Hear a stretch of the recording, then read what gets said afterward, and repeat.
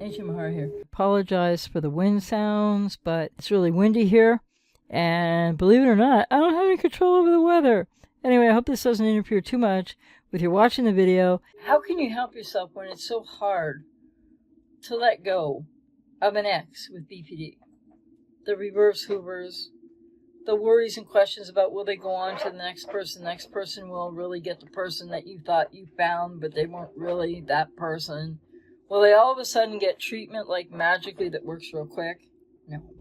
But will they go on to that next person, man or woman, and they'll get all the good stuff after what, you had your heart broken? Well, no.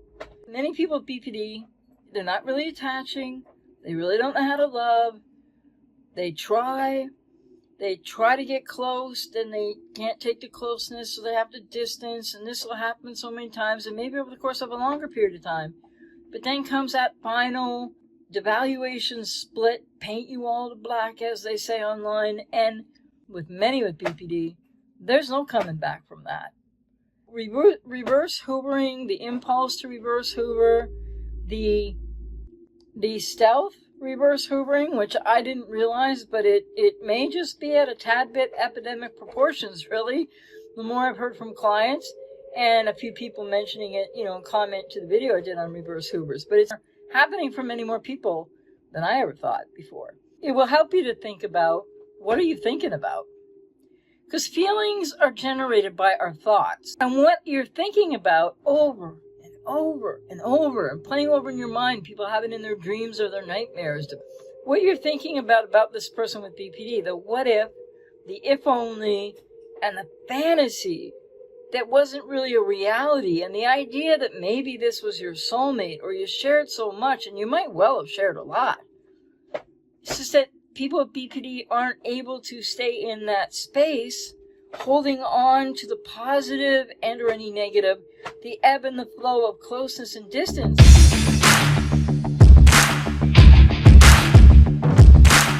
With all that sharing that you may have obviously done with physical intimacy in a relationship, and with hours of talking, sharing common activities or interests. And remember too, the way that people with BPD also have codependency, and they can be mirroring you, especially in the beginning in the idealization phase, but they're not really seeing you in the idealization phase more than they do in the devaluation phase, which I have a video on that inside BPD idealization. To people with BPD, they're repeating patterns, and they're subconscious patterns based on adverse childhood experience, and they don't often know that unless they get enough treatment. And as they repeat these patterns, it's often relational rupture is the apex of every cycle of trying to have a relationship with someone. This idea that this is your soulmate because you shared so much in common, this traps people, this way of thinking, this looping thinking that is somewhat natural after a really adverse experience, something that's really hurt you. But the idea that they're just going to go on to the next man or woman and it's all going to be really fine? No. It's like, for many people with BPD, they're following this pattern, like I said, subconscious pattern, and they need to run from a relationship. They need to evacuate them because they don't have a self from which to relate. They really aren't attaching. And while you feel like they're loving you as much as you might really love them, making allowance for people with codependency loving, it's a little bit compromised sometimes too, but not that you don't know how to love or attach. It might not be secure attachment, but there's other styles.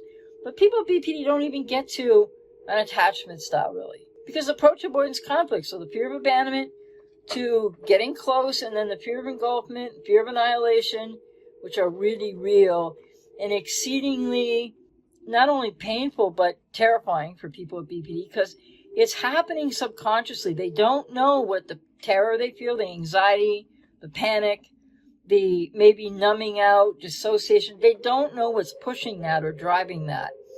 But trying to get close to someone drives that because then they feel controlled. And it goes back to what happened in their childhood, and they're not aware of it consciously, so it's very hard for them to make any sense out of it. And they react very quickly and very strongly, often with devaluation and or breakups, etc. And so lots of people with BPD think they do when they leave you, discard you, ghost you. They're always blaming you, right? They've told you it's your fault because I don't know, maybe you weren't as good looking as I thought you were. Or maybe you're not as smart as I thought you were. Or you're not as name something, or whatever you heard. You're not as fill in the blank as you think you are, I thought you were, you're supposed to be. I need more than that, I need better than that. You can hear all kinds of things these days. I've been told many things by clients they've heard, etc. That's just the blame dump. Blame shifting and the blame dump. It's not really about you. They'll tell you it is every single time. And then you're left holding that bag as well and feeling like you've been turned into the bad guy or the bad woman. And then, and it's not. It's object other. It's re-experiencing of that wounding parent, again, on a subconscious level, through you. Aiming all this at you.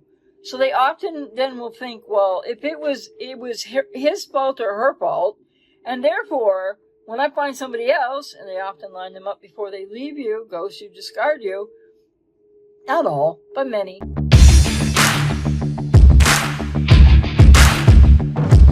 They think the grass is greener on the other side, so to speak, right? And could the grass be a little greener over there? Because you're in pain and agony now, or wherever you are on your journey with this. And your earth, your soul actually, your emotional, psychological self has been scorched, to put it mildly. So that grass, it might be a little greener over there with the next person, is really just scorched earth waiting to happen unbeknownst to them. People BPD repeat these cycles, repeat these cycles, repeat these cycles. It takes a tremendous amount of therapy. They're not going to go and get therapy after your relationship now that it's your ex, and then suddenly like 3 months or 2 days later, or years even maybe, be all having this great, wonderful relationship.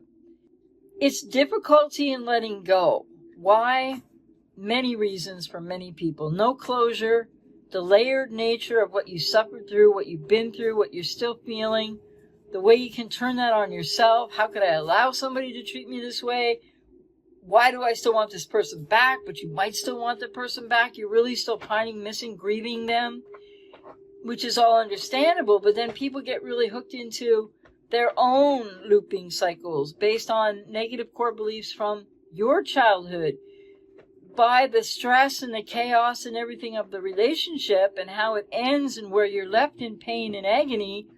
You've been triggered back to your primal wound, whatever that might be. And that's why I'm always emphasizing, like I work with clients to help people do that family of origin healing work and the inner child healing work.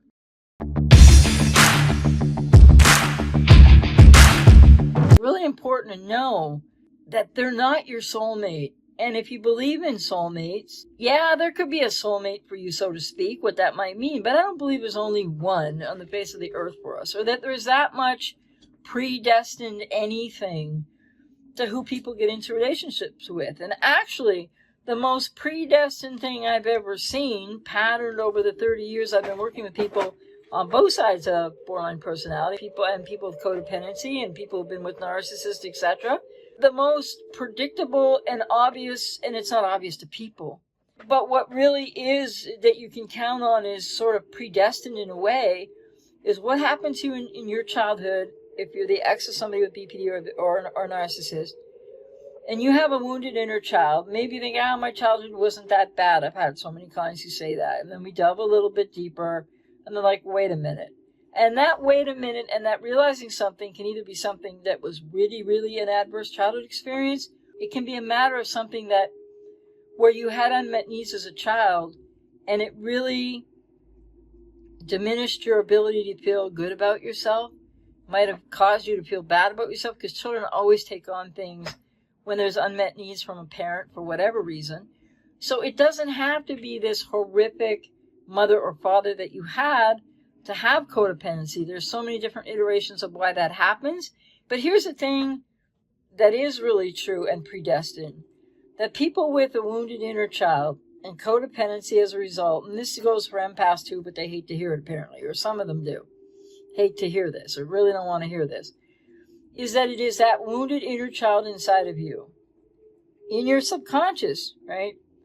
That is like a Geiger counter. So if you think about, I don't know, Geiger counter looking for water, whatever that, maybe I'm mixing my metaphors. But it's your inner child that draws you strongly to the person with BPD or NPD, or maybe both, right?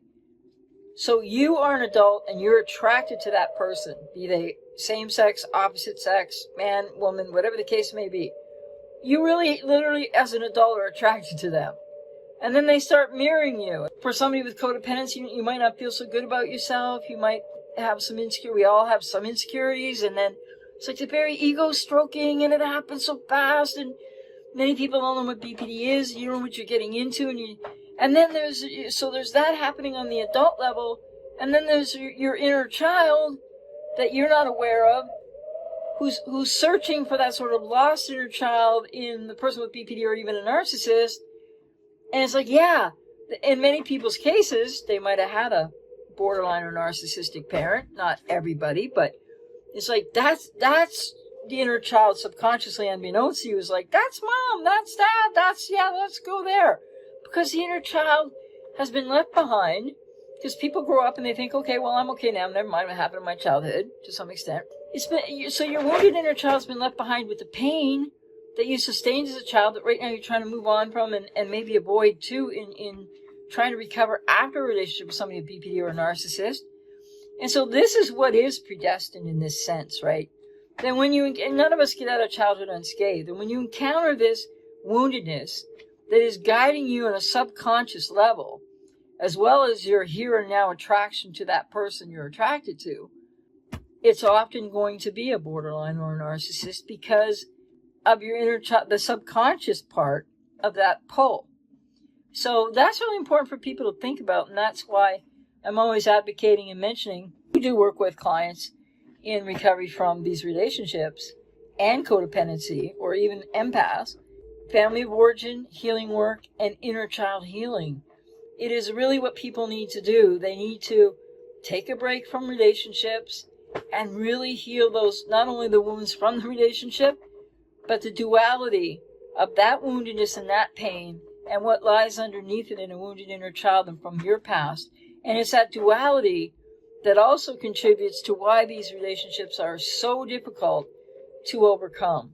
And people have to start practicing radical acceptance of what's really happened, because that person isn't who you thought they were, and they're not about to become that person for anyone else. And if they hoover you, it's really in your best interest not to reply or respond, not to try to be their best friend, not to still try to enable or fix or rescue them, whether you're consciously aware of that or not. And likewise, you need to really not follow your impulse, or however that might feel for you, to reverse hoover, to stealthily reverse hoover. Check on their social media. Are they with another guy or another woman yet? All of that increases your suffering. And so what you need to know, and I happen to be wearing this shirt, I'll always tie them in, sometimes. Want less and you will suffer less. Just as much as you need to radically accept the pain of what's happened and the reality of what's happened because you didn't know and now you're learning much more about it. But too many people are still focusing way too much on that borderline, on that narcissist. Who are they with now? Are they with somebody now? Is it going to work out for the next person? What, right? Well, you need to come back to yourself. And you need to take care of that wounded inner child inside to whatever degree you have one that's wounded. Because most people do. These people that don't, and I mean no disrespect, no judgment, all empathy here. People that don't have remaining enough wound in an inner child, so it's all varying degrees of, they have the boundaries in place. They don't have the codependence, porous kind of boundaries, ego boundaries and otherwise, the fit from where, because it's not about love. It's about the need of reparation of primal childhood woundedness on the part of the codependent.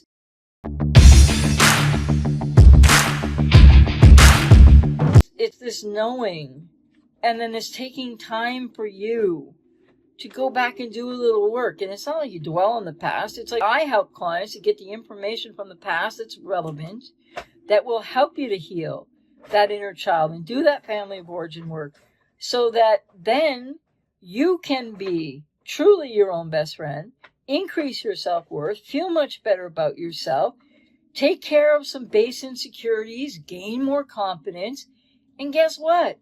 build boundaries, all kinds of other things in the process. And then when you are ready to date again, not only are you healing what's underneath the pain and suffering of the now, of being the ex, whether this happened to you a while ago or recently, do that work underneath is the way to bring it up and through and clear out the pain. It's not so effective in reverse. It takes a lot longer if people can even really get out of the looping thoughts that create that pain. And it's the wanting of more that is creating more suffering. And what do I mean by that? Want less, suffer less, is that people are wanting more. They're wanting a do-over with the person with BPD, or the perceived soulmate who's one and the same, or the narcissist. And they're like wanting that fantasy to come true. So it's wanting more equals more suffering, equals not letting go, not radically accepting, not focusing on self to do this family of origin, inner child healing work that can really set you free and change your life. And why do people want more? The childhood woundedness that you're carrying in yourself. Whether you're still aware of it, whether you pushed it down, whether you're fully aware of it, but you just kind of don't want to go there because it's not fun, but it's really rewarding work. So that is the one predetermined thing when people are wounded in childhood to a degree, which codependency is a response to adverse childhood experience as well. And it is also a response to unmet needs in childhood, where you were left feeling not emotionally safe and maybe really poorly about yourself. Maybe you really had a critical parent, if not a cluster B parent.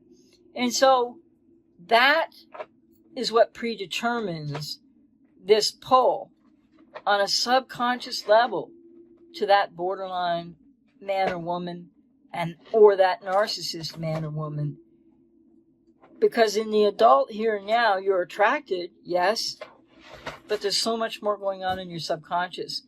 And you don't have the boundaries and the framework of self-love to be able to take care of yourself, to be able to, and people don't know about BPD and PD, to be able to keep yourself out of that relationship, that agony.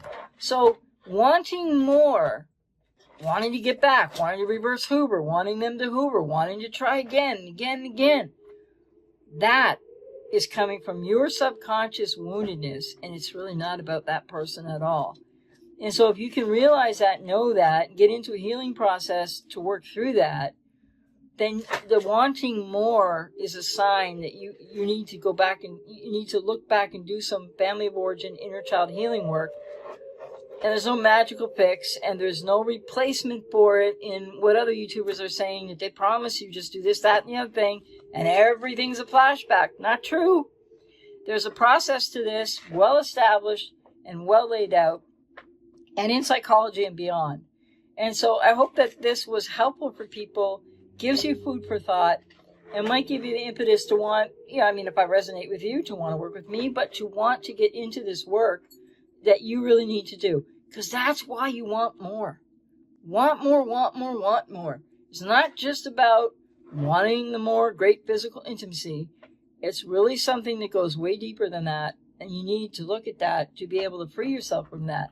So if you can radically accept what's happened in a mindful way, which is very difficult, that doesn't mean you're saying it's okay, but just to radically accept that that person isn't who you thought they were, and that unhealthy bond and fantasy bond stuff is really what that was, then wanting less will decrease your suffering. If you want less, you'll suffer less. If you're still wanting more, you're going to suffer more. I hope that was helpful. Take care.